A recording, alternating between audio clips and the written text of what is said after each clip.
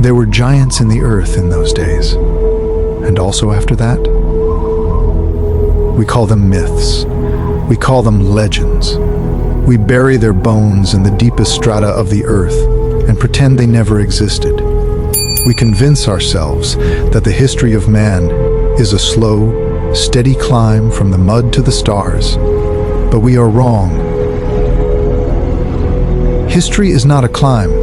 It is a crime scene before the flood, before the water scrubbed the world clean.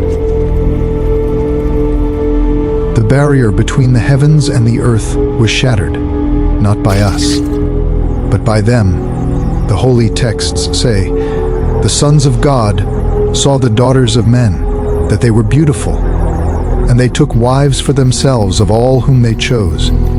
It sounds like a marriage, a dark, cynical chuckle. It was not a marriage. It was an invasion. It was a genetic heist. I am Enoch, the seventh from Adam. I walked with God, and I saw the descent. I saw the watchers fall like burning stars to the summit of Mount Hermon. I saw the pact they made in the darkness, and I saw the monsters that clawed their way out of the wombs of human women, the Nephilim, the heroes of old.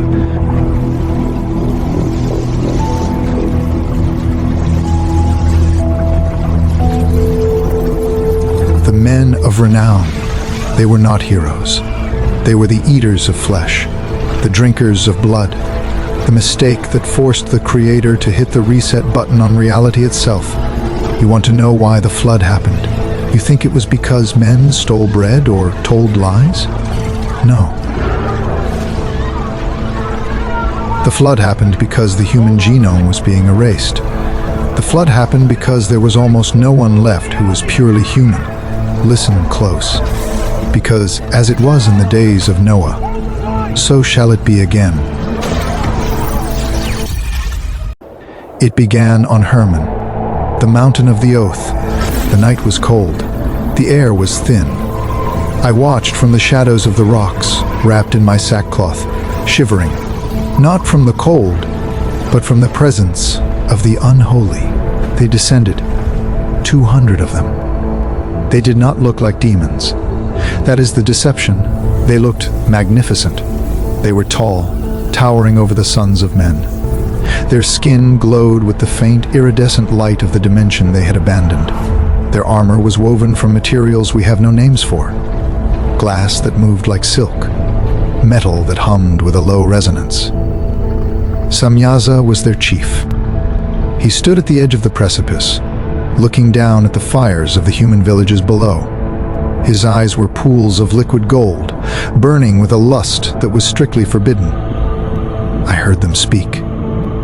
Their voices sounded like the grinding of tectonic plates. I fear that you will not want to do this deed, and I alone shall be guilty of a great sin. He knew. He knew the cost of leaving their first estate. He knew that to mix their spiritual essence with mortal flesh was treason against the throne. But the others, the 19 chiefs, they gathered around him. Azazel, Arakiel, Tamiel, Ramiel. Their faces were twisted with desire. They looked at the women in the valley, women who were oblivious to the cosmic horror watching them from the peaks. Let us all swear an oath and bind ourselves by mutual imprecations, not to abandon this plan, but to do this thing. Let us all swear an oath and bind ourselves by mutual imprecations. And they swore. They bound themselves with a curse. If one fell, they all fell. They locked arms, and the mountain shook beneath their feet. The snow melted around their boots from the heat of their rebellion. Then, they went down. They did not come as conquerors with swords. They came as gods with gifts.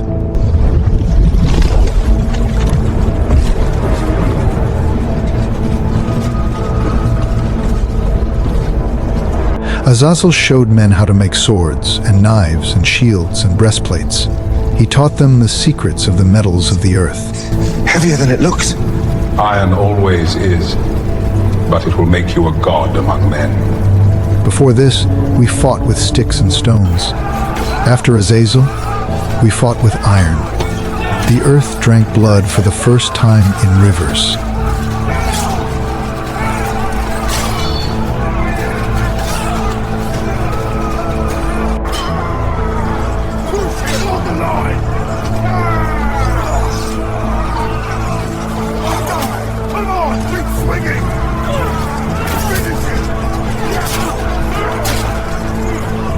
They taught the women the art of painting the eyes with antimony. They taught them charms and enchantments. They taught the cutting of roots and the knowledge of plants. Imagine it. Beings of supreme intelligence, handing technology to Bronze Age tribes. It was an acceleration, a seduction. The women, daughter of dust. they were mesmerized. Who could resist a being of starlight who offered eternal secrets? They took them. Of all whom they chose, it implies consent. But how can a moth consent to a flame? They took them into their tents, and the seed of the angels, mixed with the egg of the human, a biological abomination. The gestation was unnatural. The women grew sick. Their bellies swelled to impossible sizes, stretching the skin until it tore. They screamed in the night, their bones creaking under the weight of the thing growing inside them. A human womb was not designed to carry a titan. When the time came, it was a massacre. I saw a woman, young, beautiful, her eyes painted with the Watcher's coal. She lay on the furs, thrashing. The midwives were terrified. They saw the shape pressing against her skin. It was too big. Then, the tearing. She did not survive the birth. Few of them did. And what emerged from the blood was not a child. It was the size of a toddler, but fully formed. Its skin was gray, like wet river clay. It had 6 fingers on each hand. It opened its mouth to wail, and I saw them, double rows of teeth. Serrated, sharp. The Nephilim, the fallen ones, they grew fast, unnaturally fast. In a few years, they were taller than their mothers. In a decade, they were taller than the houses. 15 feet, 20 feet. Some legends say even taller. They were massive, hulking mountains of muscle and rage. Their appetites were endless. A normal man eats a loaf of bread. A Nephilim eats the entire field of grain. Bring more flesh. More. Bring flesh.